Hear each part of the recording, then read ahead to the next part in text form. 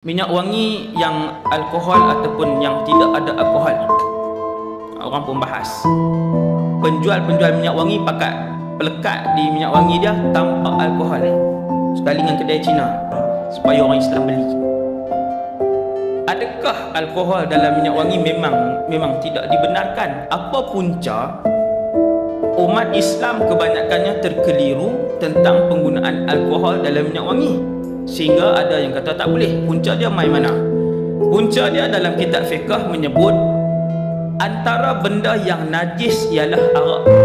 Benda najis dalam dunia ni banyak. Darah, tai orang, tai binatang, arak, air kencing, itu semua najis. Bermaksud kalau ada kat badan kita atau pakaian kita atau tempat semayang salah satu daripada benda-benda najis, maka tak sah ibadat kita. Itu asal dia.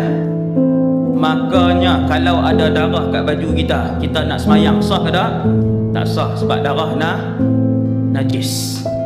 Kalau ada air kencing kat tangan kita, tak basuh, dia kering macam tu aja, bau air kencing, kita pun terus pergi semayang, sah ke tak? Tak sah, sebab di badan kita ada najis. Begitu juga kalau kena arak kat baju kita, kita terus pergi semayang, sah tak? Tak sah, sebab kena najis. Maka orang duk ingat alkohol yang ada dalam minyak wangi itu adalah arak. Tuan-tuan sekalian, guru fizik kimia saya bagi tahu, alkohol yang ada dalam minyak wangi itu bukan arak. Itu bahan lain, nama dia alkohol. Kalau ada guru fizik kimia kan, nama dia. Dia bukan arak hak minum mabuk tu, cuma nama dia alkohol. Maka kalau tuan-tuan rujuk kepada ulama kontemporari pun, Dr. Wahbah Zuhaili, Dr. Said Ramadan Al-Buti, ni semua imam-imam besar zaman hari ni, dia berkata betul, alkohol yang ada dalam minyak wangi bukanlah arak yang merupakan najis dalam kitab fiqh tu. Maka alkohol yang ada dalam minyak wangi adalah satu bahan yang nama dia kebetulan alkohol. Dalam tu bahan biasa, bahan tu bahan biasa untuk mengekalkan wangi itu bagi lama.